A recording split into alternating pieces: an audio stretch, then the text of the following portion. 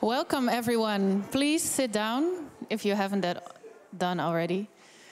Thank you, and welcome to the 10th edition of Amsterdam Art Week. We are celebrating this by a new initiative, and that is an annual symposium. And that is in collaboration with Pakhuis, Zwijger, where we are tonight, and Amsterdam Museum. And we have a theme tonight, this whole week actually, Celebrate Change.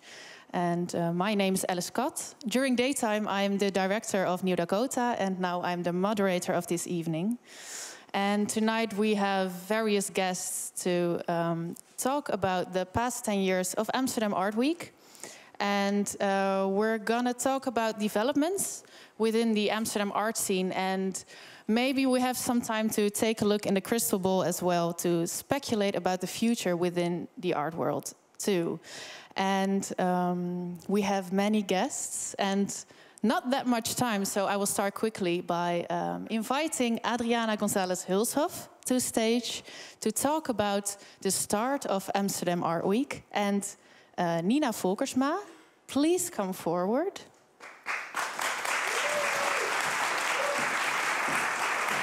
Adriana, she is the woman who gave birth to Amsterdam Art Week 10 years ago. I have a microphone for you. And this one is for you. And currently you're the business director of Kranenburg Museum in Bergen. Mm-hmm. And Nina, current queen of Amsterdam Art Week.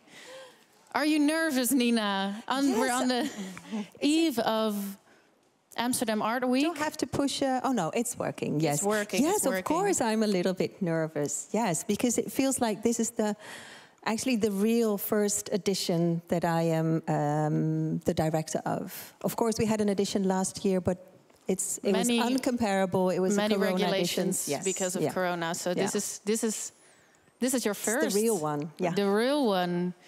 Adriana, I want to go back to the beginning of Amsterdam Art Week 10 years ago. What did the Amsterdam art world look like? Well, quite different than now in a way that when we started Amsterdam Art Weekend at that time, the Rijksmuseum was closed, the Stedelijk Museum was closed, the Appel was closed because they were all renovating. And that had quite an influence on the public that visited all the museums and the galleries in Amsterdam, especially the international public, because they stayed away. So you noticed that very well also in the galleries. And I think at that time also, well, now everyone collaborates for the Amsterdam Art Weekend, which is great, but that was at the time, there was not an initiative that brought everyone together. So it was quite different than now. So, yeah.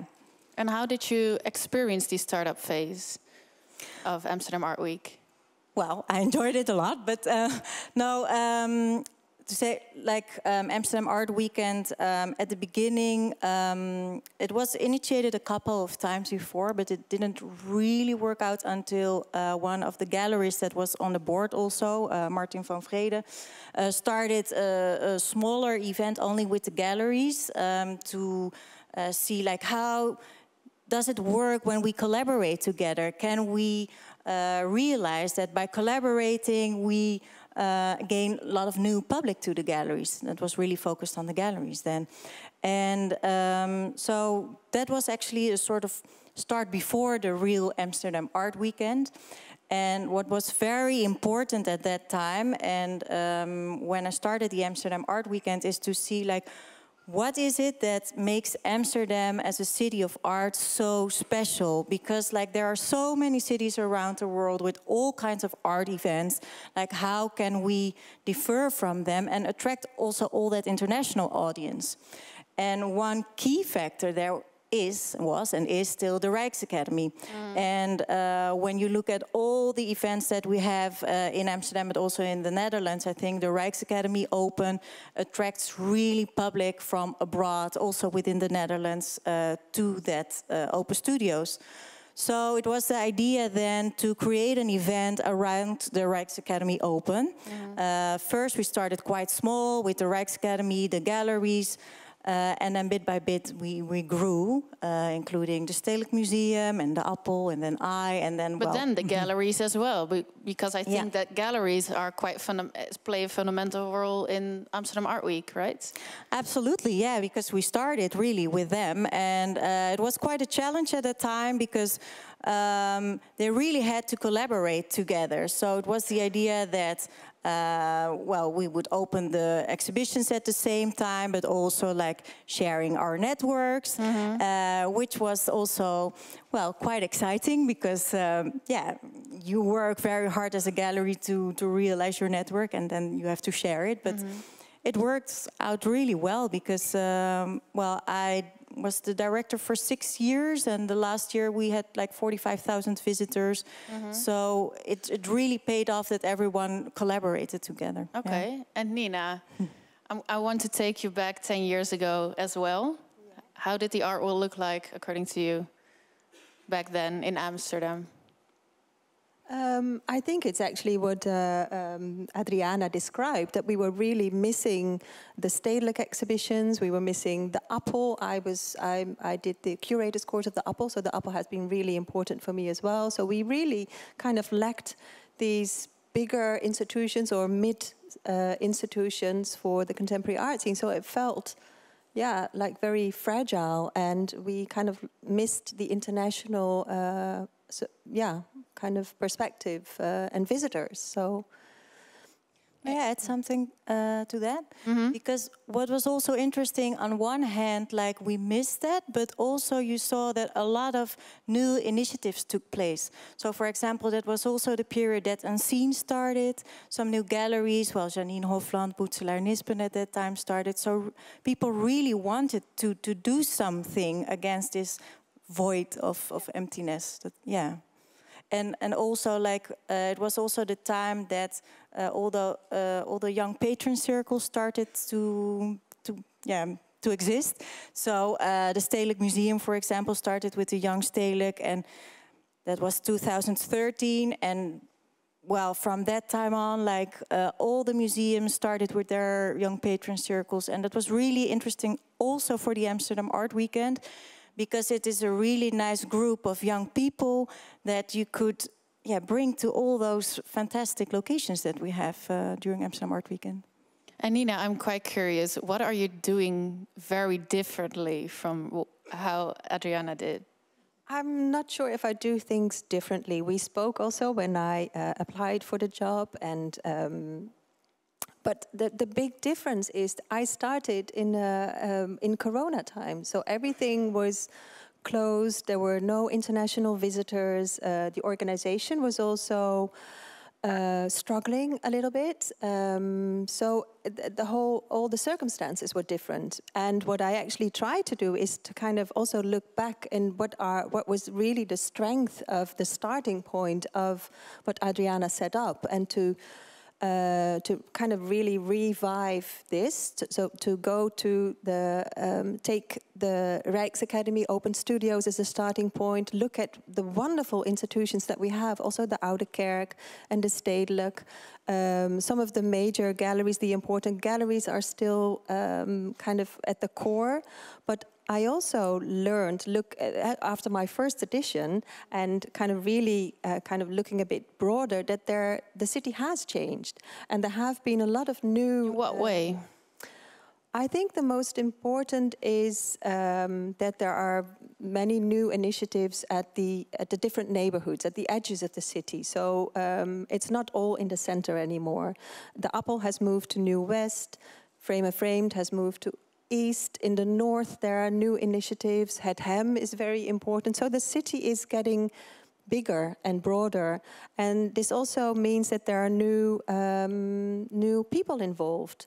So on the one hand, you can think that it is maybe a worrisome development, because artists and institutions are pushed out of the center. And that is a serious problem, because the city is getting maybe too expensive also, especially the city center. But you could also see it as a positive opportunity to meet new Amsterdammers that have long been overlooked, and to find creativity in different areas. And yeah, we have a that is conversation about that later. Yeah, that's and right. that's also why this year we added kind of 2 new categories to our participants, like a young section for young galleries and what we call the off the beaten track, to also kind of look for these the hidden treasures. Yeah, the hidden gems, the hidden treasures, but also where the energy is for the artist, because it's, yeah, I think there's also artistically things are changing and becoming more fluid. I hope this will come up in the discussions that we will have later.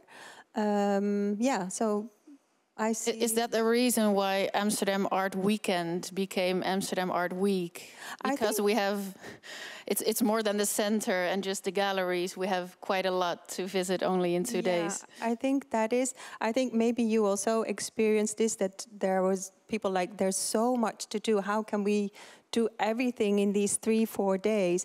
Actually, we didn't really add a lot of days. We added like tonight, like the Tuesday evening, and then on the Wednesday was already actually the start with the Oude Kerk, so we have that. But we thought it's maybe better to have like a bigger jacket instead of a very tight jacket. So let's call it a week, and then we can have, it feels like we have a little bit more time for everything. Yeah. Adriana, how is Nina doing? I think she's doing a great job, yeah. Yeah, no, absolutely, it's there, and I think the program is like very lively and vibrant, and yeah, that's yeah. What are you most looking forward to in this program, Adriana? Well, there are so many programs, but what I really look forward is that it's bubbling and everybody is like happy to be around and curious to what there's to see, and it's also a period in which creates a lot of.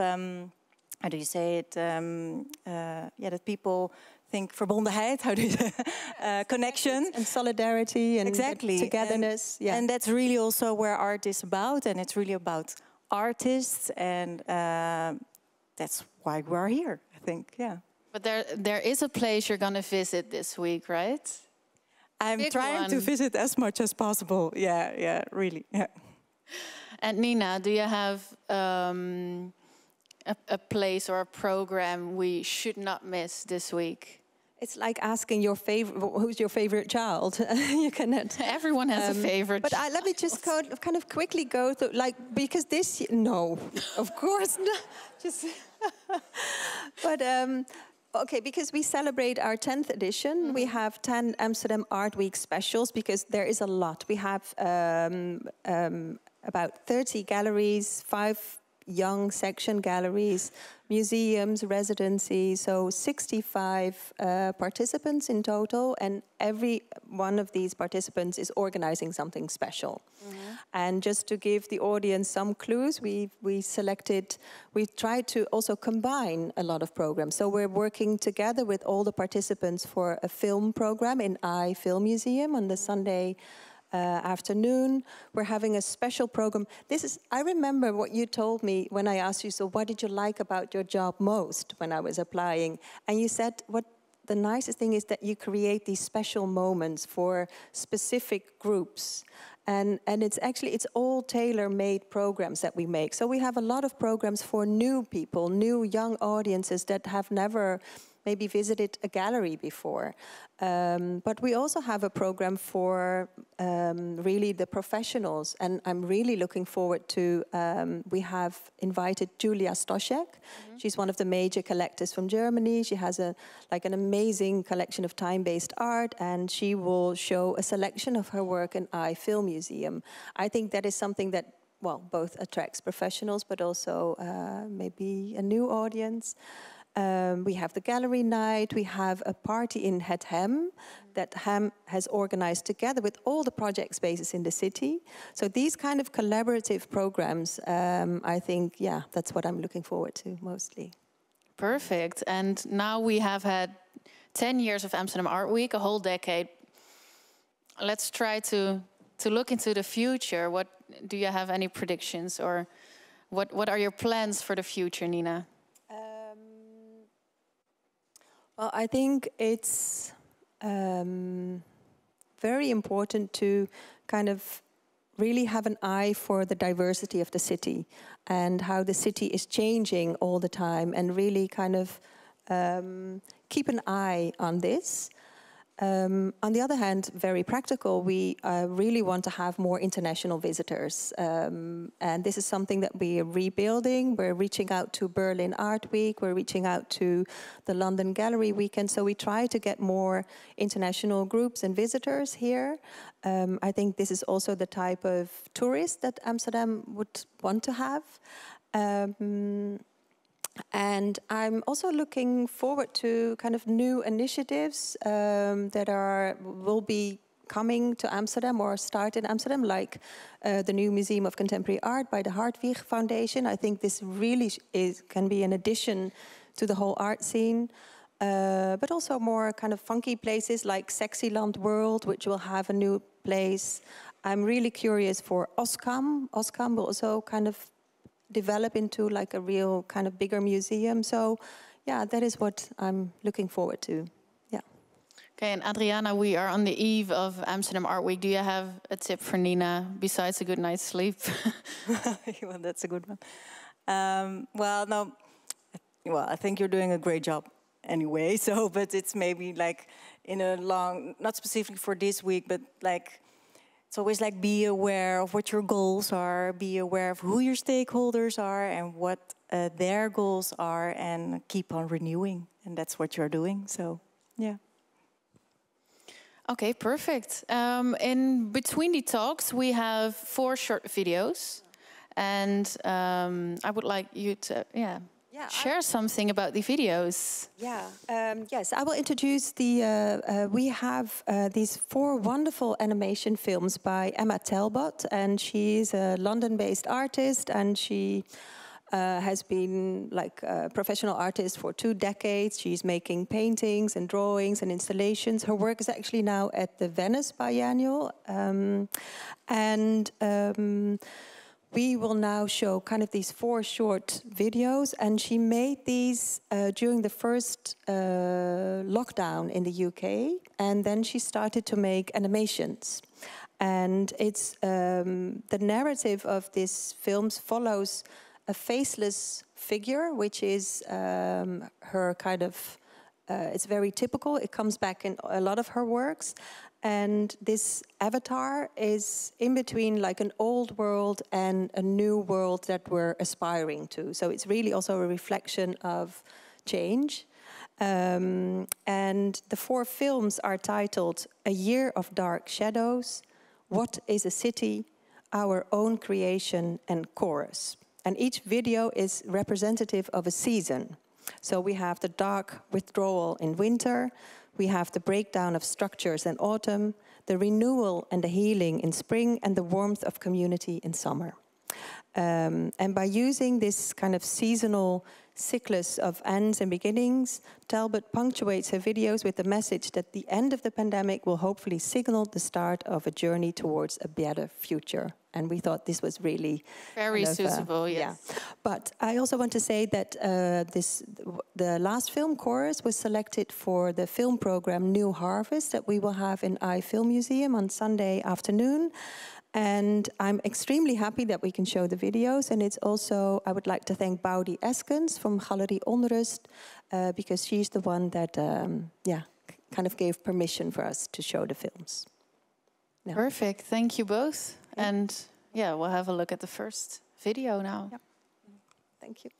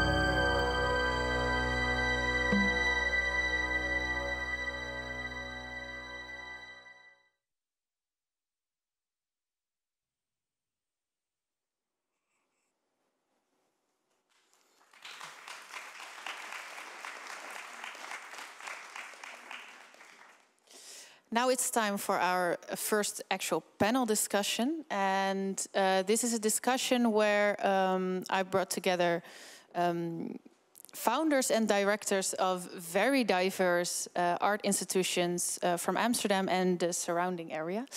And they all bring about change in their own different way within their art institutions. So I'm very curious what they have to say. First of all, I would like to welcome Rijn Wolfs, director of Stedelijk Museum Amsterdam since the end of 2019. Kim Tuin, director of the Hem in Zaandam. Nina Hama, founder and director of, she's in the back, but she's coming quite soon in a very beautiful dress as well. Founder and director of Hama Gallery. And Maru Asmelash, I'm not sure where, oh, you're there. Founder and director of Kazerne Rijgersbos. Well, you're many things. It's quite comfy.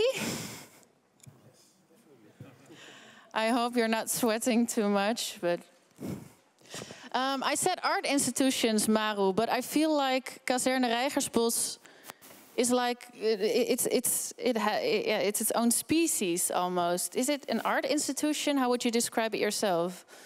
No, not necessarily. I wouldn't project that on the Kazerne. I would say it's a cultural center and a place to develop your talent. Yeah, because you have founded it and you're the director, but I read, because I unfortunately haven't been there yet, but no problem. You are not a director who stands above everyone else and you're the one who picks the artists to come to you, but yeah, there's an environment you're shaping where artists coming to you themselves. How does it work in practice? Kazerne Rijgersbos is obviously in Rijgersbos, Amsterdam Southeast, a place that's very close to me since I'm born there. The reason why I started this project, but I started this alongside a lot of childhood friends, people that inspire me, that are active in the neighborhood where my family is also still living. And the idea was to bring different groups together that was not finding a place in an area where there's a lot of people living, but lacking of facilities, which I know a little bit firsthand. And to create this ecosystem where kids and elderly people and young people and creatives and entrepreneurs use the same spaces at the same time, moving with and alongside each other, and which was not advised. But very, very worthy to invest in and find ways to make this, to find each other, to find guidance, to mobilize creative. Yeah, but I think that's the goal of every institution, to mobilize and get people in that maybe do not come into an art institution or like a community place very often, but you're managing it. What's your secret? To create an unorthodox way of control that is not surrounded by hierarchy, but trust and risk, and giving out responsibilities to people that are way more capable in their strength. I mean, you say founder, director, but these terms I had to take to be a formal foundation. But from that day that you sign, you're gonna call people and need everybody around you to keep it up in the air. Definitely, a family. That's a better way to describe it. Maybe not a cultural center, but a family. Good. And Nina, you run a gallery, so that's kind of that's a very different place. But do you recognize yourself in Maru's story? Yeah, absolutely. We also call our team family. The artists we work with, it's like a living room that you walk in. At least that's what we hope people feel when they walk in the gallery. Yeah, that's sometimes hard maybe for a gallery to be like a living room where everyone feels welcome. How do you accomplish that? Yeah, it's still a gallery, and we're in the south of Amsterdam, so I get that it's still like scary to walk in a place like that. But the minute you walk in, we have a bar situated in the space. We welcome every guest that walks in and ask them what they would like to drink. We don't ask, what would you like to drink? But, no, sorry, we always ask that. And yeah, just like when I go to my mom's house, I want everyone to feel the same way when they come to my gallery. Yeah, and the theme of tonight is Celebrate Change, but I think for you as starting a gallery as a young woman of color is a change itself too. How do you relate to other galleries in the city? Oh, difficult. Yeah, we're just doing our own thing. I think there's enough space for all of us. We don't have to feel threatened by each other. Yeah. Yeah, maybe Amsterdam Art Week is a good way of feeling like something you do together as well. Then. Yeah, absolutely. Yeah. And Rijn, what is the biggest change you've made so far the last 2.5 years? Well, I would have liked to make more changes. Really? Probably I was I think not you have capable of done doing. quite a good job. I mean, it has been quite a difficult period, you know, and in terms of money-wise, in terms of like this JoJo effect of being open and being closed. So we were not able to perform as I wanted the museum to perform, but we made some changes, yeah. We tried to make some... Can you pick one? Huh? Can you pick one? Pick one. We changed the collection display quite a lot, and that was for me very important. Also, we were all speaking during lockdown about doing things different, and we were all speaking about focusing on collection and leaving out blockbusters and coming up with different logistics. And then we did this. And we're almost finished with changing this. And now we're all thinking like all the rest of the museum world about blockbusters, about big shows, about tours, etc., etc. And we tried to keep away from that a bit. But on the other hand, we need to put up a budget in which this functions, you know. And we're on the Museumplein. People have the idea that something's going to happen there, and something's going to happen which is a bit big also, and we need this. We are in a budget situation since the last 20 years, since 15 years, since we became an independent institution, since we became independent from the city of Amsterdam, and it's all built on tourism. And if we want them or not, those tourists, we need them. Otherwise, we could close. Mm-hmm. And I can imagine that bringing change within such a large institute as Stedelijk Museum is quite difficult. Did you encounter much resistance? Well, a museum's got a different speed, you know. Museum got a different time. I got a few new people in, and one of them told me after 3 months, he said, "Now I know what museum time is in comparison to real time." Everything takes a bit longer because of procedures, because you are doing things for eternity in a way. You're doing things with a longer horizon. And that means that you use a lot of time and you have an extremely lot of procedures. And 20 years ago, the art scene was a bit different. And I founded a small museum 25 years ago. And it was more like a do-it-yourself way of working in it. Shouldn't art be exactly the place where time should travel faster than real time?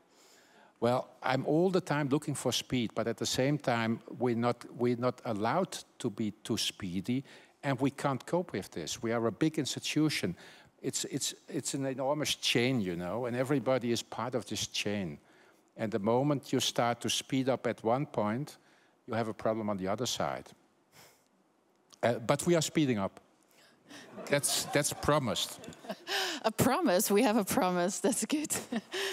And Kim, director of the HEM, when did the HEM started? June 2019. 2019. And something you do very differently in comparison to other art places is inviting guests from outside the institute, even outside the art world, to give direction to the exhibitions. And because musicians or philosophers or architects are kind of the curators of the exhibitions. Why is it so important to get people from outside the institute and art world? I think at HEM is based on telling stories, and why not listen to all these voices? Like, I can tell a Rijn story, but it's better that Rijn tells his own story. So that's how we came up with this idea of inviting people to bring us the stories. And then we have curators who express these stories in different kind of forms of art. And there's no border in that at all. So we use all kinds of forms of art. And it's mostly given by the guests in a way, by their characters, by the way well, it's art forms that they feel comfortable with most of the time. Mm-hmm. And het HEM is located in Zaandam. How do you relate to the Amsterdam art world? It's like you, with het HEM, you're kind of relocating the center to the northwest. I think that's the easiest part. I think it was more difficult to get Zaandam in, actually. Really? Yes, it's something that's completely new in Zaandam to have a large art space like that. It's not like that there's no culture, there's a lot of culture, but the way we do things is different. And I think we connected very easily to mostly the young art scene in Amsterdam and Utrecht and Rotterdam. But Zaandam was a little bit more like, what's this? And are they Amsterdam people who are doing this in our city? You know, that we kind of felt that in the beginning, but that's gone now. So, and it's also, I think, the way we set up everything. We have this large living room in the middle of the building, and that's free entrance, and we have restaurants and a terrace, and you can hang out there for hours with 1 cup of tea. And this whole thing of that you don't get pushed into an exhibition or anything else, you can just decide what you want to do in the building. That freedom, I think that attracts people also to just hang out in the building and not with the first purpose of going to see art. I sense with the 4 of you, maybe 3, I'm not sure about Rijn, but having a living room is kind of a common ground. Having it as low-key as possible. Is that true, Nina? Low-key, but still high-key. Then explain it to me. Like, I'm confused. when you think of low-key or a new gallery or a new space, you automatically, or not everyone, but think, oh, it's new, it still needs some time to grow or to learn. And of course, we need that too, but that's why my gallery is situated near, almost next to Stedelijk, to make like that statement. We're new, it has the feel of a living room, but it's of very good quality. So low-key but high-key. Low-key but high-key. I'm wondering, Rijn, do you think that art always have to be for everyone? Intentionally, yes. At the end, it functions differently. But to come back to the living room idea, of course, I would also like to have a living room. And we are always fighting, and I'm not the first director at the Stedelijk who is fighting against this idea of a white cube, you know. And we need to find other solutions for some spaces in the building. And that's going to happen also, because we need to be a bit more human, after all. And what's going to happen then? So what? Sorry? You said it's going to happen, being more human, well, find a new solution. We're doing our best every day now, and we will try and see what's possible there. But why do you think that's necessary? What's wrong with the white cube? Well, the white cube is so old already. Yes, a lot of people appreciate it. We need to find other contemporary ways of showing art again. Also, in the white cube. Your mic is just. The white cube at the Stedelijk was invented in 19. Something, yeah.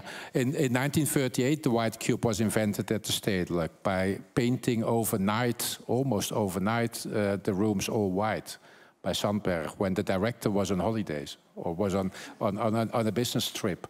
That's a myth, but it's true in a way. And so we need to do something against this because... Go on holidays, Rijn. When you come back, the whole room is differently. We try to do that. Okay, that's a good idea. Maru, do you have... what's your biggest advice you would give to Kim? To Kim, that's a difficult one. Yeah, Kim, I mean, she has done so much for the city of Amsterdam already. And to make this move, I do think, even though it was the easiest part, it was a very daring move because you don't know how it will, what it will lead to and how people will adapt to this place, I think. And when? Exactly. And after Hem came there, a lot of stuff started to happen also around there. I have friends that have studios there or work with clothing. So that's really interesting with these ideas that it's not an advice, but for example, when an IKEA comes somewhere, then a lot of other businesses start to go around there, and because they know that the traffic is there. And IKEA, I don't think they make a lot of money on the furniture, but by buying the ground around there. So maybe that's some advice. Invest in some some real estate around them to make it. I think that's a great piece of advice. Amazing, thank you.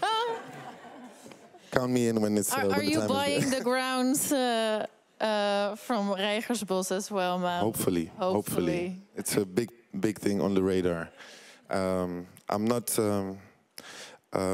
what do you say, vies van. I'm not scaring away from capital or real estate, these type of subjects. I think they are really interesting. The topics, because I do have these conversations with the municipality, and there's a lot of times that they were like, yeah, but you don't want to end up in that realm. That's not the ethical space. But that idea that I or someone else around us would join this idea of exploitation and profiting of instead of with, that is, I think it's unfair to project that on ideas and people and organizations that have a lack of spaces or a lack of access to spaces or capital or, you know, so yeah, it's a big ambition. And Kim, do you have a big piece of advice for Maru as well? Oh wow, it's such a creative crowd that you're with. Well, talking about activating spaces and places, also in a certain area of a city, it's very easy to become a gentrification tool.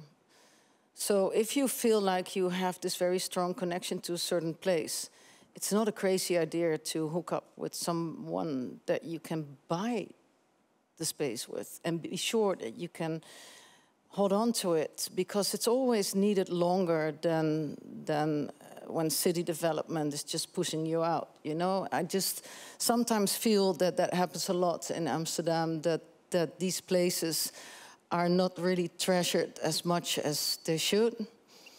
So real estate, buying places, I'm not sure if that's really so far from your future. I feel like this is a piece of advice for me too. So definitely. Yeah. And well, we're here together for the 10th anniversary of Amsterdam Art, and I'm curious, Rijn, what do you think of the Amsterdam artwork from 10 years ago? it's developing, it's growing. It's, I think it's stronger than 10 years ago. It's, it can get a bit more international still, but it's growing, I would say. And there are developments. How we can get it more international? Well, at some point of time, maybe we also need 1 or 2 more international galleries in Amsterdam. That's what I thought already a long time ago. And we have, for instance, with Stevenson, a first careful and a bit silent step with this. But I think Amsterdam would deserve a bit more. Amsterdam is so international when it comes to art schools, when it comes to, no, we're not supposed to say art schools, but postgraduate art education in Amsterdam. Amsterdam is very international when it comes to institutions. And I always say lately also, like bringing the Hartwig Art Foundation institution to the south of Amsterdam is a chance of making the international quality of the Amsterdam art scene bigger. And I think that deserves at some point of time, I mean, I like the Amsterdam gallery scene very much, but we could need a bit more international input also there, I would say. And then it's really an international city because Amsterdam is still not the marketplace. And I always try to be very far away as a museum from the marketplace. But at the end, it's all those things together which would make the city to an international city. That's what happened to Berlin. That's what happened a bit in a smaller way to Brussels, for instance, although there the institutions were not that strong. And that's what happened also to a city of Zurich, for instance, when we were there in the late 90s. And Nina, what's the biggest change you would like to see in the art world?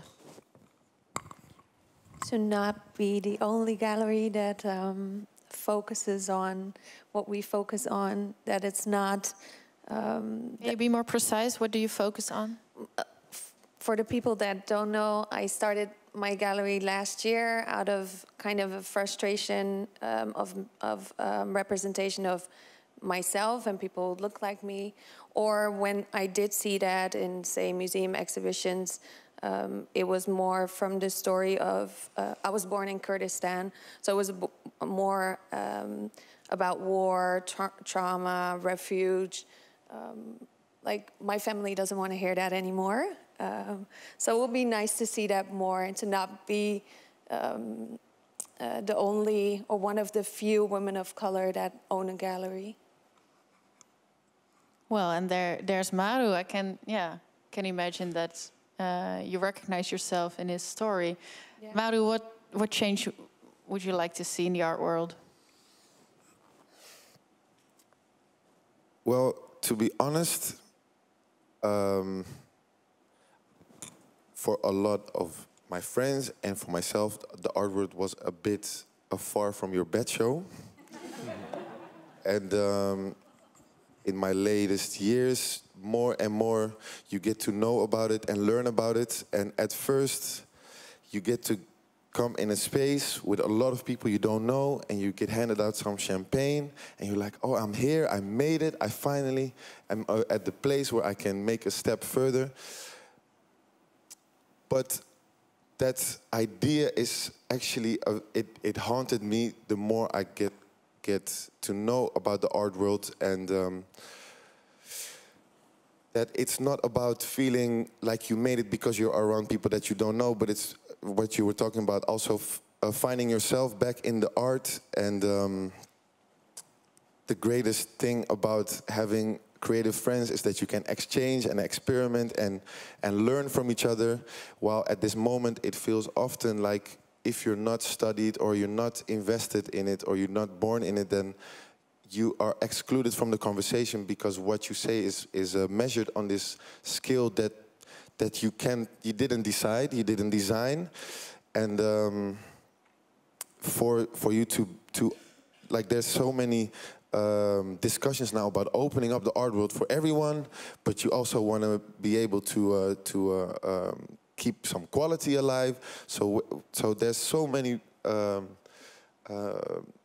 decisions made from this duality of wanting to receive. Yeah, I think there's a lot to work on making safe spaces, feeling that you can add something even though you're not born in a world where art history is educated. So to make the art world safe or something, this whole term, I think is a very scary term for a lot of people. So yeah. Is it something you can accomplish with the Kazerne? Absolutely not. But I can expose kids earlier to different forms of making, to expose them to introduce people to different ways of working with your interest and expressing. If you're not in an economic advanced situation, if your dream is to be an artist, there's a lot of discouragement there. So instead of bringing people to only the Museumplein, it would also be interesting to bring people that feel at home and safe in the Museumplein out to other spaces and okay, this is your audience. You have a minute. Everyone is welcome in the Kazerne, obviously in Hamma, in the Stedelijk, but there's a bigger cloud that I'm talking about. Maybe that resonates, or maybe not. It's a bit difficult to formulate, but I think, yeah, safety and access that I also was talking earlier about. Maybe too big of a of an answer. No, it's good. I think you should take the floor to invite people over to the southeast of Amsterdam. You can take some words to do that. Yeah, and Kim, what are developments you would like to see in the art world? I think that we should not forget about the purpose of art in real life. In real, I mean, art is everywhere in real life, and it seems sometimes a little bit as if the places where art is shown are more important than the art itself. And what's the goal of art? The goal of art is that we learn from the world that we live in, that we understand our neighbors, that we get sudden insights about how the world is turning, how things are happening. I mean, sometimes you can look at an artwork and you suddenly understand a little bit better what the world is about. And to me, that's why I got interested in art in the first place. So I didn't really care much for the art scene, but I was already very much interested in art because it did something to me. I wasn't thinking with my head, I was thinking with my heart. When you really look at art, that's, I think, one of the things that is so strong about it. And I think if that becomes too much isolated in more of an elite group, you miss out on the people that are also interested in art and also need it in their lives. And I think when I started doing art shows in Trouw, that's where I found out that young people don't usually go to the Stedelijk Museum when there's an art show that they might like, but they don't move in groups like they go to the club. They go with friends, and it's accessible, and you pay 10 euros or 8 euros, and then you have this large art exhibition that's adding up to the music. So, and then I feel like art is also for these people. They really need to have these experiences. This is important. That's probably the reason why I'm doing at HEM now, which is also about music, but it's more about art. So I think that combination, art is, I mean, music is also an art form, but it's a very easygoing art form. Everybody knows music, everybody understands music. But you have also poetry, which is a more difficult art form for a lot of people. Not for everybody, but I mean, you know what I mean? There's a certain challenge with all kinds of art forms. And I think to bring that all in a more open field and accessible to everybody, that's definitely one of the reasons why I think I started at HEM. And what is it HEM going to do to underline that vision? Everything that we do underlines that vision. It's all about this, because I want it to be accessible for everybody, and I want everybody to feel at home, like you do as well. I mean, I think, well, for instance, we don't have this wall texts, not too many. We have one wall text. It explains very easily what it's about, and then you connect to the artworks yourself without anybody. You have a booklet interfering. with all the text, right? So but you do have booklets with a lot of text. Yeah, but right? that's a choice, because some people really like that. So it's a choice that you read it afterwards or you read it on forehand, but that's your decision. It's not like you feel like, oh, I have to read this now, I have to understand this now. For some people, that's difficult. So I think some people are very easy with they're watching art for years and years, and they understand everything immediately, and they know the artist, they know, you know, but a lot of people don't. So they just come in, and they need to connect to these artworks freely, I think. I think that's a necessary thing to do, because then it has a lot to do with intuition and with your own background. I mean, everybody's coming from other places. So an artwork can be so different for you than for me. So we kind of need to open that up and let it breathe. I think that's the most important thing to me. So I think it's not necessarily, I don't think so much about the art world. I just think a lot about the art and how it gets to people and how you can broaden that a little. Yeah, but still there has to be a place for the white cubes as well. Definitely. I love the white cube. No, I mean, I grew up with the Stedelijk. I know the whole Stedelijk collection. I mean, this is where I came as a child, and also by myself. I mean, I just really... The Stedelijk, to me, is very Amsterdam-based, and I think the whole process that the Stedelijk went through over the years is very interesting. So everyone should celebrate change. Only Rijn has to stay the same. No, Rijn. No, but you say you know the whole collection, and you know the thing is that we don't know the whole collection. Oh, then I probably don't know the whole collection, but I know a lot of works. This is very necessary to have a look at this whole collection again, and to find the change also in there, and to make clear how you can make the difference by showing different things from the collection. Maybe I'm just saying this because when a lot of old works were shown, I just remembered it from my youth. You know, I studied in Amsterdam like 40 years ago or something, or 35 years ago or something, and I said to myself, every 10 years I said to myself, this Stedelijk collection, that's one I have near to me at some point of time. And I always had the feeling that I know this collection. And now we found out by putting up this collection again that we don't know it at all. Yeah, and you we have are looking set up and a quota, searching right? and trying to find new connections. But that's beautiful, isn't it? You have set up a quota, right, to bring some change as well into the permanent collection. For the acquisition, yeah, we did, and we try to stick to that, or we stick to that. We don't try. It's not so difficult, you know. It's not so difficult to stick to something like that. Like, it's not so difficult what we saw in the Venice Biennial a few weeks ago to make a show with only women artists or with only female artists. It's not a problem at all. And I think that it's wonderful to having seen this show now in Venice and to see that the old-fashioned quality argument that there were no good female artists, we can forget about this argument completely now after we saw this. And I think this is very important. So we have to make change in also making clear that quality is something which can't be an argument when we're arguing about the not functioning of equality.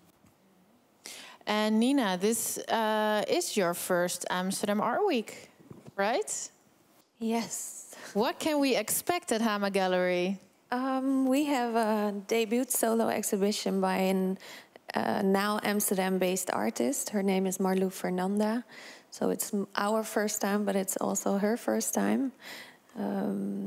Yeah, and we have actually one floor, the ground floor, and then a basement. And it's the first time we're using both spaces for the exhibition. So it's a very big one. And why should we come visit? Convince Why? Well, just come by and then we'll give you the experience. You get blown away, so just Hope try. so. Hopefully. Okay, perfect. Thank you all.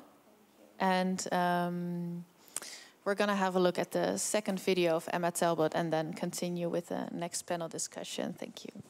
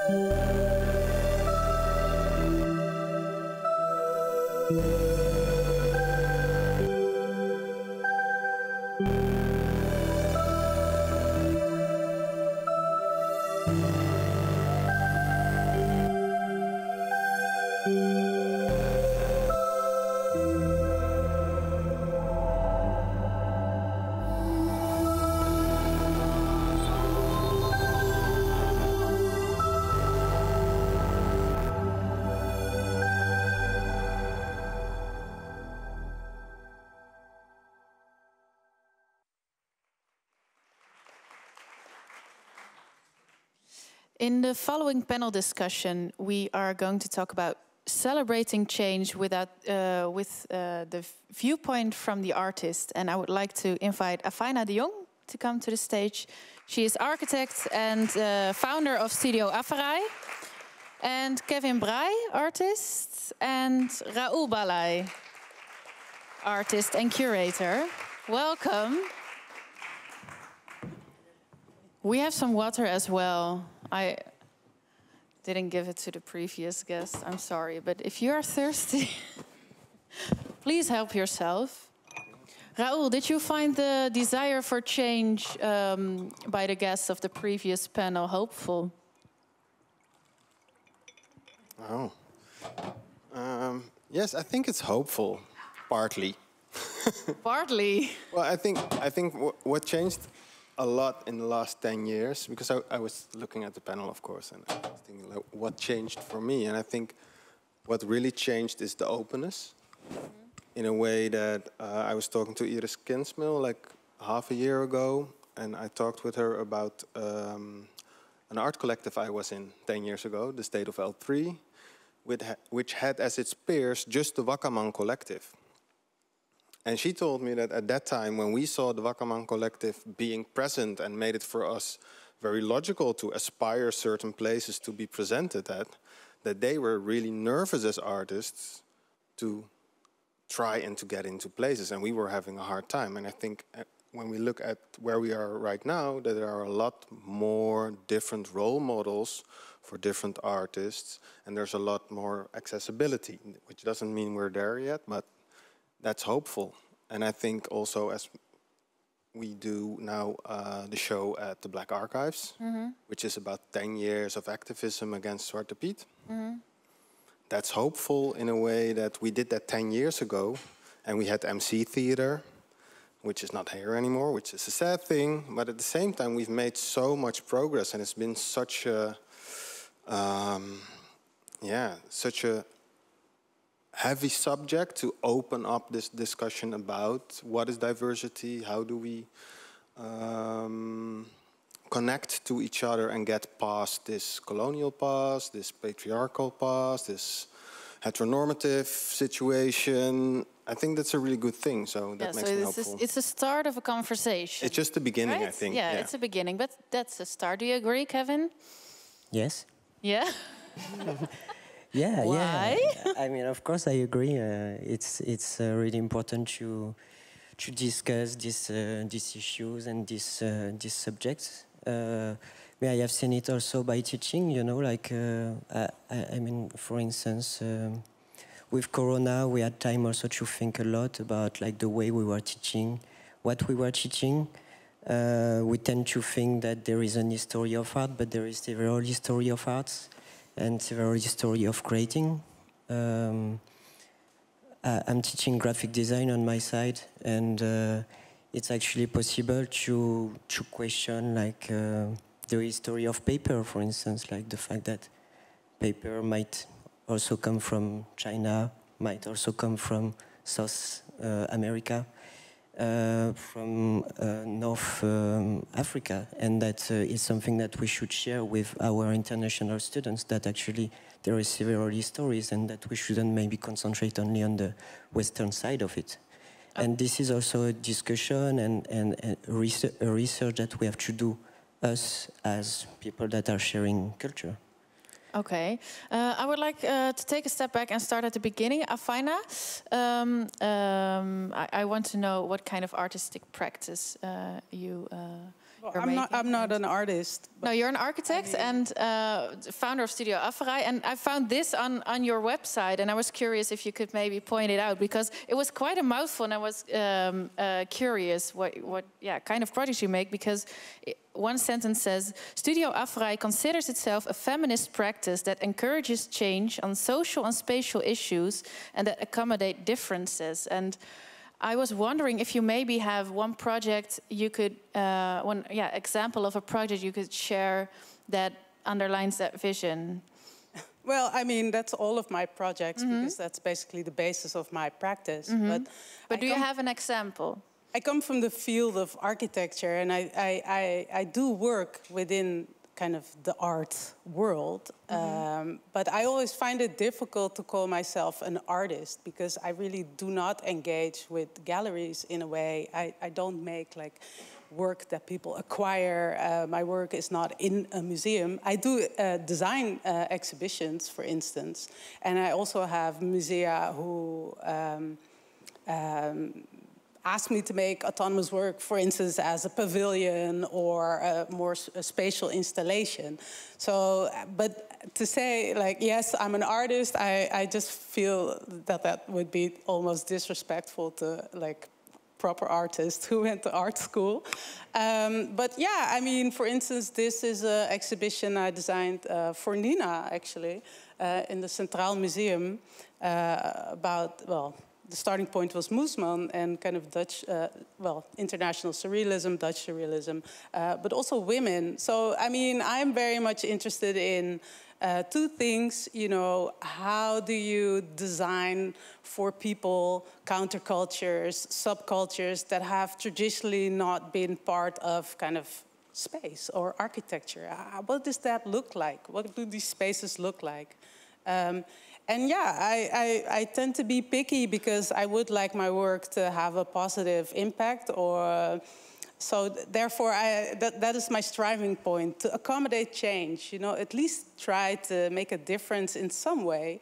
And I think you do that through narration, through critical practice, yeah, I mean, but also by engaging in making beauty, you know, that's also a language. And I think that's something that I share with artists. And Raoul, can you explain your artistic practice in 2 sentences? In 2? Yeah. Maybe 3. Just 2. I'm an artist curator who also makes exhibitions and designs them. And for the most part, that happens with historians who work in archives. That was only 1 sentence. Oh, I can do more? Yeah. No, I think it's a good sentence. What's something you're working on right now? I'm working on a new installation with Sites of Memories. Sites of Memories is a project by Jennifer Tosh, who also does the Black Heritage Stores in combination with Katie, who's the director. And we do with a group of artists, we do actually theater shows on the streets and public space. And now we're doing an installation part with Jared Erasmus, a South African artist.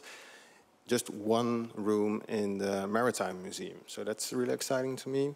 And I'm making a new outdoor installation for Façade in Middelburg. And it's going to be like 200 meters long. It's called Mollywood. And you should just all come to Zeeland, because we're also capital-minded here. And Sita Biel is in the back. That's actually... Sita Biel, say hi to everyone. If you don't know Sita Biel, this is one of the greatest artists I know in the city, in this country. We're working on a project with the National Archives and the ITVA, and we're combining normal artists to... What are normal artists? Like contemporary artists who want to show in galleries, not like I find them.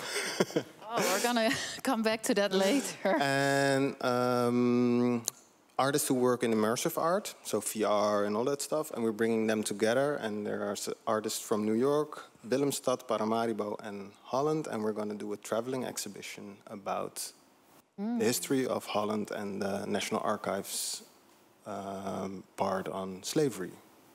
You're a busy man. Kevin, describe your artistic practice in 1 sentence. Yeah, I was thinking about it. It's difficult. It's difficult for you because you have very many mediums and. I guess I am interested in media literacy, so the history of medias and how they might shape society, how they are shaping societies, and I try to play with the language as much as the tools and the technologies of this media. Because I'm really critical towards them as much as actually they are also interesting to create democracy, to make things more horizontal sometimes and more equal. But it's never perfect, and I'm kind of introducing my audience and myself like through some kind of in-between perspectives. And what's something you're working on right now? Because you are exhibiting at HEM, right? Yeah, I'm showing an installation at HEM. Thank you for that. And I have also a performance on Thursday that is part of Amsterdam Art Week.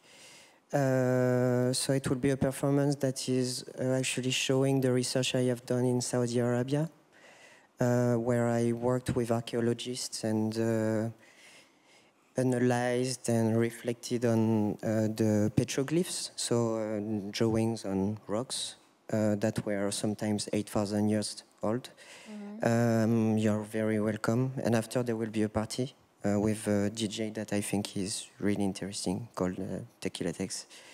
Yeah, but we're coming for your art. Sorry? We're coming for your art, not for the DJ. The DJ is an artist also. I mean, I think that the way he's actually DJing is really artistic. I mean, all DJs are artists. Okay. To some extent. We're here to talk about the city and about art. And I'm wondering, Afaina, how is the city of Amsterdam as a living environment for an artist today? Today, well, I mean, yeah, it's quite hard, right? I mean, I grew up in this city and I was always surrounded by artists. My neighbors were artists, my parents, everyone. And yeah, if we talk about the last 10 years, I mean, I had to move from like a squat. My studio was in a squat on the Keizersgracht. Then it was in an anti-squat on the Museumplein. Then I went to the red light district where we had some space. We got some space from the gemeente. Of course, as artists are kind of like instrumentalized to gentrify the city. And then we had to move because, of course, it was being developed. And now I have a studio in the Jordaan, which I will have to leave also within a year because it's going to be a living space for the owner's daughter. So I think that's really like the reality of Amsterdam. Whereas even I will at some point be outpriced, even though I am doing very well. But yeah, it's just so I mean, we can celebrate change, which I like, but we're also within a change that is, in a way, not very fortunate, especially for those artists who do not have access to intergenerational wealth of some sort. So I think that's also a reality. And I mean, I have always been part of the counterculture of this city, but I think it's very hard to be part of that counterculture. And without that counterculture, yeah, you know, what is this? What are we doing? So, yeah. Is there something... Sorry, that's really depressing. Very depressing. It's... Is there something you can do about this from your own practice, from your own architectural viewpoint? I mean, I talk about it. I think that's what I can do. But as Maru was saying, you know, like I don't own anything. I am not a decision maker. Also within the art world, I am not someone who has equity in that, right? I am a maker. I'm just a tourist in a way. You know, I see the show or I'm involved in it in some way, but I am not. I don't have any like major political or financial power in that sense. So yeah, I mean, I think it's good to address it, but I think we all know this. So yeah. Who's to blame? Well, I don't think that's really interesting, because we all know kind of how systems of power and finance work. So I think we should ask better questions to get to the solutions, because it's very complex, actually. But isn't there something we can do, or is it sit back and watch everything happen? Well, I mean, there's many things you can do, and I think maybe Amsterdam Art Week is also part of it. But I think when we celebrate change, we also have to see what's happening, you know, on the maybe on the downside of it, or the dark side. Because it's very nice to celebrate that there are like new galleries, but it's really hard. Like, it's hard for an established gallery to even, you know, make it work in the city, let alone a young gallery or a young cultural space in Amsterdam Zuidoost. That is not easy. It's not like, hey guys, come over, cool. You know, like, people are putting all of their money and effort in that to make it work. So, and that it should be applauded. And I'm very happy that that is part of the conversation. So yeah, kudos, celebrating change. Kevin, how is the city of Amsterdam for you as a living environment? I'm for the first time legally registered for Welcome. For 6 months. This is how it goes. And I'm not even so much to blame, because I have the chance to be a teacher and to have a kind of basic income. But it doesn't help me to find a place so easily. Same for the studio. I mean, it's really expensive. As much as I love where I am, it's still really expensive. And yeah, it's something to discuss for sure. Some things are not changing in the right way. Yeah, but otherwise, Amsterdam is really amazing for the people that are in there, for the people that are resisting, for the people that are talking about those issues. And may I have my little community also at ISO, Amsterdam, where I have a lot of friends, where I share research, creativity, jokes, and motivation, you know, like with them. And it's exciting. I like to see shows. I don't see that many shows, but I know that there is a lot of them. And I'm happy about it. Too busy too. Sorry? You're too busy as well, I think. Just like yeah, and somehow it's nice to have this kind of waves of like being interested or not, like in order to be creative again. To have like this kind of, it's like a painter that goes close to the painting to paint, but after he has to go away again to look at the painting. And that's kind of this idea that I do, not even consciously, but that I feel the need to do. But I love the shows that I'm seeing really often. I mean, not always. Most of the time. Raoul, in what way are you working on changing the future within your artistic practice? Well, I think most of my projects revolve about power systems. So it's a bit what Afina says, like if you look at the city or where do we want to go, it is about changing power dynamics. I mean, the change, gentrification is also change, but it's not a positive change to me. I mean, it's a power dynamic as well. It's a power dynamic. And I think it's really crazy that we accept these kind of things, like the selling of social housing to private owners. So you have people who already are financially better off than the people who paid for like over 100 years, who were on the bottom of society in economic sense. And now the people who already were better off are doubling their money because they can buy the houses of the people who are on the bottom, and the people who are on the bottom are pushed to the outside of the city.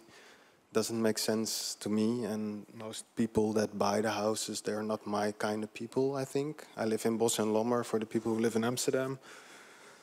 I liked it better when no one wanted to live there. It's like that. It's like, so I think it's important for us as artists to take a stance, and at the same time. How do you take a stand? I think we can point out things, but we don't always need to follow up to the complete conversation, because that's for politicians. But we got a rotten system of politics, so it's kind of tricky. So what I really like is like the younger squatters in the city. I love that. Like there's a younger generation that's like, okay, so it's forbidden now squatting. Fuck that. I like a place like Vrijpaleis near Dam Square, where there used to be squatted, but they rent it for a longer time, and they're not afraid to do whatever they feel like and host shows that maybe art critics think are terrible or bad even. And I think we need more of that and less of D66, GroenLinks, VVD, and even further to the right. I mean, we need that kind of spirit, I think, to experiment and be more open. Yeah, I mean, so we should make squatting legal again in Amsterdam. I think for me, really the turning point in Amsterdam was when squatting became illegal in 2010 or 11. I don't remember, something like that. I mean, that was really a point where, yeah, for me, everything changed, because all of a sudden, a lot of people didn't have access to the city anymore because they couldn't afford the new rents, right? Lots of those empty spaces were then, you know, renovated, sold by the city for a guilder, you know. So, I mean, maybe we should just do that again. I think it was actually so great, and I think it's so at the root of Amsterdam. You know, for me, Amsterdam is a squat city. That's the city that I grew up in. But also, you don't want to backtrack, right? We don't want to be kind of revisionist and be like, oh, everything was better before. Or, because then I think you should also just move. But it's also weird, you know, to live in the past in your own city. But yeah, I'm very worried about the state of the artistic world, kind of, yeah, spaces that we have. But it's also a mentality thing, right? Yeah, it's like maybe. in Berlin, the municipality decides to buy back property. Yeah. Can you imagine our politicians deciding on doing that? I can't. But how interesting is it that we're celebrating change at Amsterdam Art Week, and we're talking about real estate, property, politics, you know, like as makers. Like, we're not even talking about our art, right? Like, this is such a necessity, apparently. So, yeah, I think that tells you something. We need space to make it, so we need a roof above our head. But, Raoul, there is, within your artistic practice, there's a way of changing the future as well, because besides the politics, there's another way of changing and changes, the NFT. That's the dreadful word NFT. The dreadful word NFT. That's something you're engaged in as well. Talking about speculation. 10 years ago. Shit. Was it something you could have predicted 10 years ago, the NFT world? No, but I think in general that we're focusing on the wrong part of the NFT world. Like, we're focusing on this investment kind of climate and monkeys and all that stuff. Well, at the same time, it's a world or a system, you could say, where we start to think differently about what we consume digitally. Like, all of us see more art on their phones than in galleries or museums. And I think NFTs have the capability to grow into something that makes more artists financially independent. Can you explain that? Well, if you don't see it as this high-priced, overpriced piece of code you buy, but you see it as investing in an artist, and we have a system where you do an edition of, I don't know, 100 something. It can be everything you can imagine, right, in numbers, but it's only €5, and you see it more as you buying a postcard or a screen print or a poster of your favorite artist, and you collect those in a digital place. Then for an artist who has maybe 5,000 followers on Instagram, which is regular, you could have enough money coming in that you can... To buy the real estate. No, or be independent as an artist and don't work at a bar, like even at that level. That could be, if we look at Yeah, I don't look believe at in the technique in that way. NFT. Come on. I mean, it's one, super bad for the environment. It's Netflix. No, come on. Really, the amount of energy it absorbs is but ridiculous. Look. I just came back from Lisbon, where I used to live for a while, for a long time. Long time. Anyway, but there, my friends who are artists and have galleries, the digital natives have descended upon Lisbon, as well as the kind of, how do you say, Bitcoin millionaires. And now they're being offered to be paid for their services or the art in Bitcoins or in Ethereum. You know, I mean, it's just weird. It's like, I can sell out the whole gallery if I accept Bitcoin. What does that mean? That means that you have to buy into that bubble. But at the same time, you have to pay rent in like actual euros. I mean, I really don't know if this gospel of the NFT is what is going to save us. I just see like the same speculation mechanism going on, and then it's also really bad for the environment. But this is in the meantime, hold your thought, Kevin. What is your opinion on NFT? Is it something for your work, because it's sometimes digital as well? Yeah, I have participated to, I mean, I have sold so many NFTs. It helped me also to sell things, actually, because the formats that I'm proposing sometimes are really complicated to deal with for a collector. And so selling an NFT instead of an object with a projection on it saved me. Can you convince Afina? No, but it's just sad. Like I feel like the NFT. It's being said that now we finally own, you know, what we make. But at the same time, the work is being speculated with such intensity that is maybe even beyond the art world, right? Like the art world as we know it. So I understand that it's like very nice that you can make some money and don't have to work in a bar. But what is the wider, larger mechanism that is behind it? I really don't believe that much in it. Can I answer to that? Yeah, I think that the problem is that many people don't understand what it is and how it works. And so finally, we have all those people that are always constantly talking about like the fact that it's not good for the environment, or that is full-on speculation, when actually art has always been about speculation, and that money has always been also about speculation, and that it can give like possibilities for economies to or economical systems to be structured differently. And it's still the beginning. What is really annoying is to see that actually the rich people are always selling more than the others, even if they are not good. It has been always the case, but we see it now. So it's, of course, annoying, but at least there is transparency, which is great, and maybe something to celebrate as well. I'm not pro NFTs, but for sure, I don't see any problem to have this discussion, and I don't understand why we would be against it. And Raoul, you wanted to say something too? Well, I think there's the democratic thing about digital culture being valued is also that the gatekeepers who make up the art world are not so much in power. So you see different people who have a different value to different culture of images saying this is art, while the art world would say this is not art, this is pop culture, or it's trash.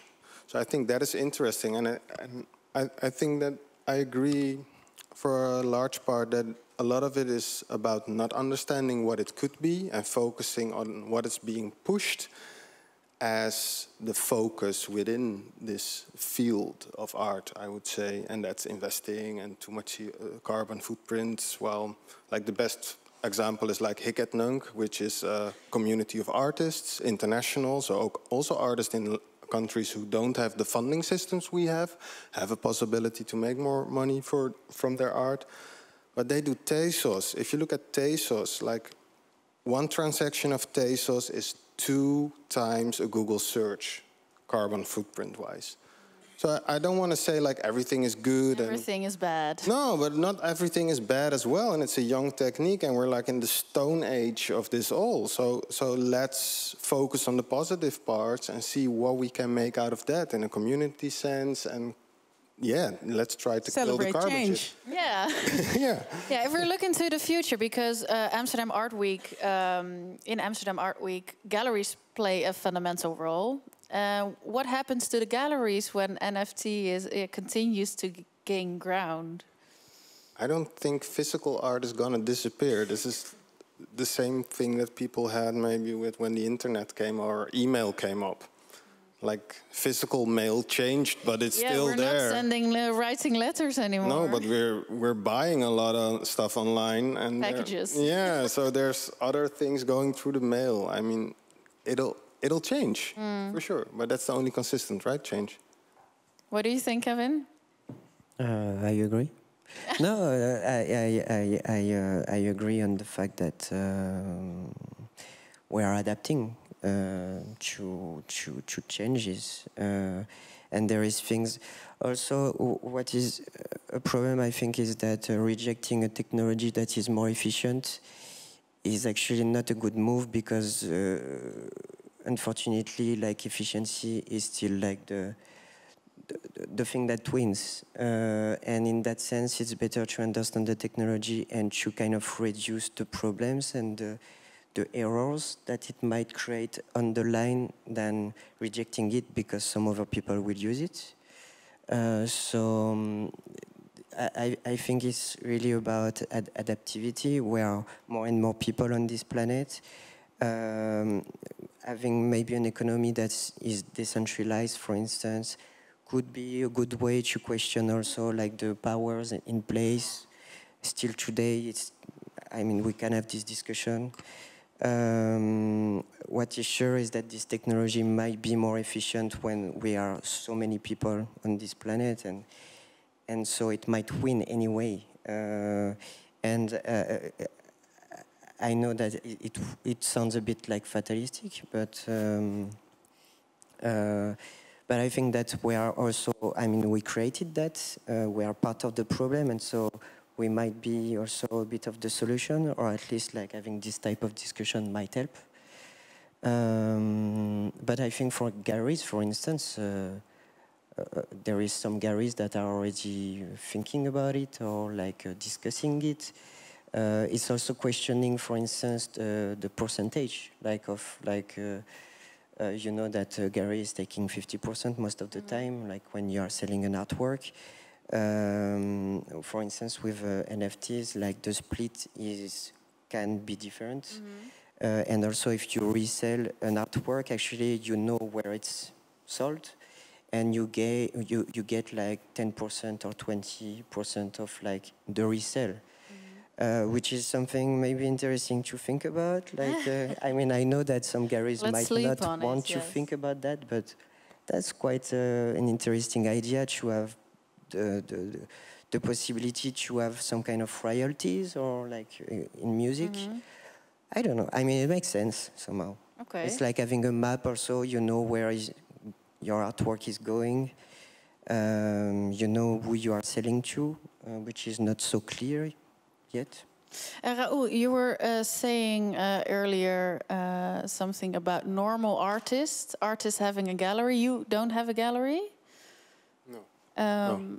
It sounds like it's a choice that you really don't want to be at a gallery, or? Well, I think this is something that didn't change for me in 10 years, that I'm not so eager into having a gallery. I don't see the necessity of it per se. But it's not that I totally objected, but I have to run into a gallery it doesn't make sense most of the time for me. Like, a lot of galleries don't have really keen collectors circles who will make it justified that they will ask, how much did you say, the 50%, right? Or the 40 or the 60? Yes. Like the percentage galleries they take for a reason. And I miss the reason a lot of times. Okay, maybe we'll have a drink afterwards and... Yeah. others can convince you. I think it's also like a big challenge for a gallery to be my gallerist with the amount of different shapes I take during a year. Yeah. Do you get the 50%, Kevin? Do you get it that galleries take them? Yes. Yeah. I mean, can you convince Raoul? Sorry? That I get the 50%? No. You get... Okay. Sorry, I was completely off. I thought you were asking if I was getting the 50%. To receive it, no. I mean, I have to check my bank account, but it might be there. Yes, so do I get it? Yeah. I mean, to some extent, yes. Do I need one? It depends what you want to do. I think if you decide of the right gallery or so, you're able to do gallery shows that are really badass. And I think galleries need that because very often it's... So galleries need me, but I don't need them? That's what you're saying? No, I think that we have actually to question all the formats and all the type of stages that we can go on to. And in that sense, I really believe on the artists that would be able to kind of go through those different stages in order to change them or to change the perspectives of those stages, to have new type of audiences. Maybe Nina is the one to talk to later. Yeah. Nina and I chat regularly. Perfect. Afina, what's going to happen in the next 10 years within the Amsterdam art scene?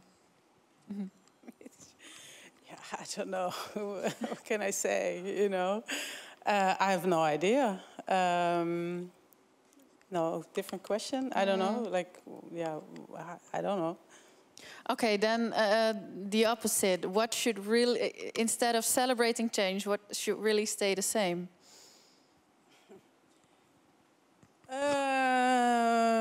Well, I mean, I am enjoying musea wanting to tell different stories now, or stories that have been overlooked, artists who have been overlooked, musea engaging in complex subjects that need to be kind of portrayed with it through art, through, you know, storytelling. I am really enjoying that. I hope it's not like just a moment in time. So, I mean, I would like to keep that, you know. I think it's actually quite nice that a lot of my peers are finally getting some attention, you know, because a lot of us have been working kind of outside of the art world because we were not considered part of that, which was also fine, and it was great because we have our own world, and I think it allowed us to, I call it the counterculture, to make the work that we wanted. And I think it's great that that is kind of being embraced now. I think it's lovely to see. I would like it to continue. I would like next generations to also be part of that conversation. But yeah, in order to do that, we also have to keep them in the city. So yeah, you know, I mean, yeah, so that, yeah. Well, thank you for coming, and we're gonna have a look at the next video.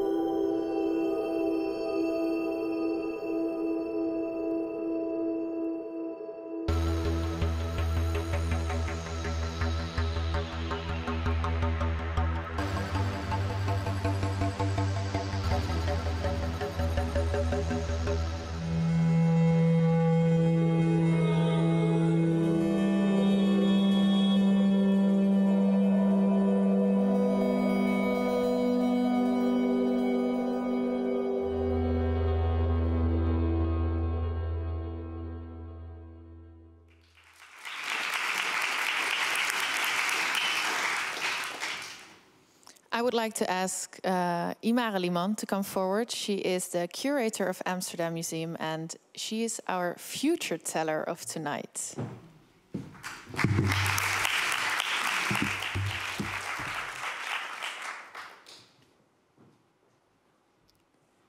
Yes, thank you, Alice. Many things are happening in the world right now, as we can all witness.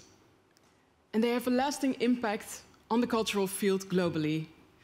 I will focus my predictions for the future on the changing role of cultural institutions. We have seen an increasing number of cultural institutions being held accountable. Within the last year, Decolonize This Place initiated protests at the Whitney Museum and Strike MoMA at the Museum of Modern Art in New York City. Activists from Extinction Rebellion glued themselves to the Science Museum in London. And climate activists occupied the British Museum to protest fossil fuel sponsorship. Issues that are addressed are what are the responsibilities of cultural institutions? Which power structures and ideologies do they facilitate, enable, or reinforce?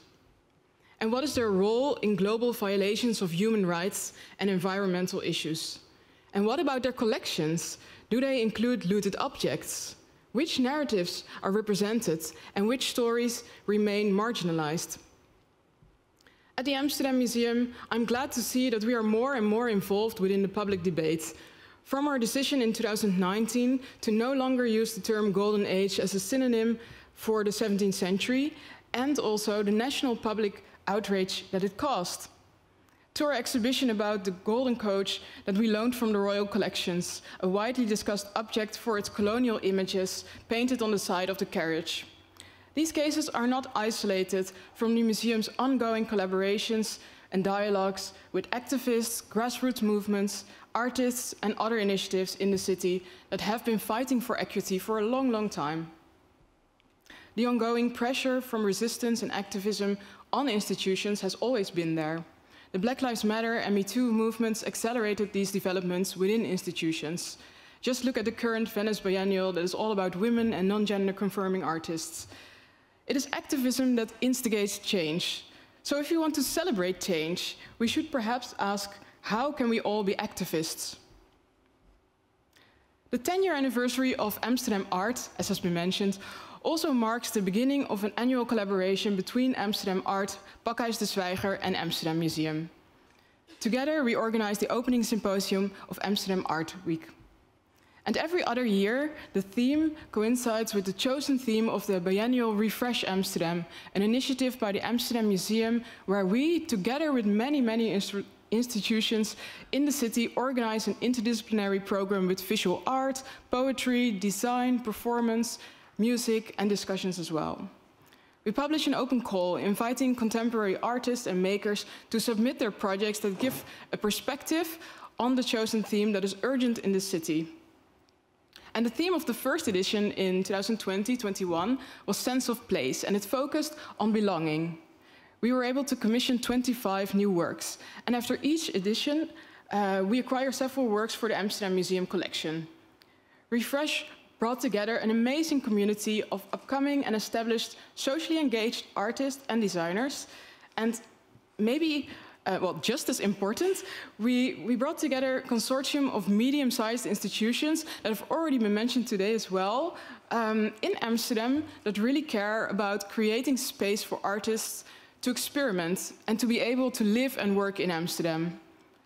Something that came up each time in our conversations, informally, as well as during the round table and a symposium that we organized about the art climate of the city, was the fact that Amsterdam does not have enough options, or not enough affordable options for artists to continue their career here after graduating or doing a postgrad. So later this month, we will publish an open call for the second edition of Refresh Amsterdam. And the theme will be the impact of global war and conflict on today's city, and especially on its inhabitants and social structures. Because at this moment, Russia's invasion of Ukraine has a major impact on the world and also on Amsterdam. And at the same time, it forces us to reflect on how Amsterdam as a city considers itself a place of freedom and refuge. But is this true in every case? What about the lack of housing and the xenophobia? Why is there such a great solidarity with Ukraine in comparison to other refugees? And the resilience of refugees is often overlooked. The joy, the other parts of their lives, they're often reduced to being refugees. And how does war and conflict also spark many inspiring initiatives from Amsterdammers for a sense of community? And the goal is not to only show art, but to be relevant in the first instance, through artistic practices, knowledge exchange, and forming new alliances. And to find out what else that takes. What can cultural institutions do? And should they rethink maybe their core mission and vision? And my colleagues have already started a series of public discussions about this, together with Pakhuis de Zwijger, called Relevant Response. And the next event, you're all invited, is on Tuesday, May 17th.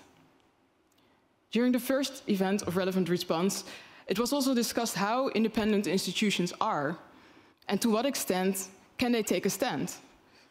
Of course, they rely on local and national politics, stakeholders, and funding.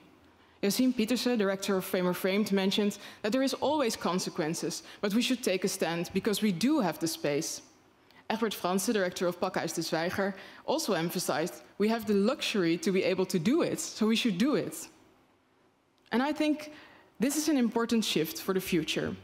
From a mindset in the cultural field, especially museums, that anything a little bit controversial might cause a drop in visitor numbers, to a mindset where institutions can take on the responsibility that they definitely have as public institutions, to be accessible, to be relevant, to as large an audience as possible. And I don't actually know if this shift is something that I'm seeing already happening on a large scale in the cultural field of the Netherlands, but I do believe that it's urgent. And I also believe that predicting or looking into the future can give us agency and power. Because the future is not whatever happens to us tomorrow or the day after. The future will shape itself around the actions that we are taking and the knowledge that we are exchanging today. Thank you.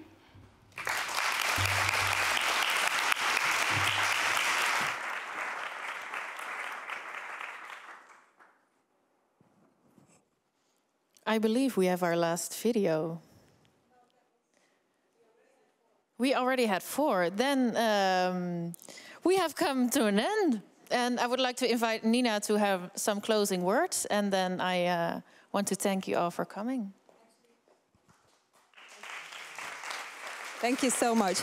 I'm not going to add any more closing words to everything that's being said. I'm just really happy that next to all the kind of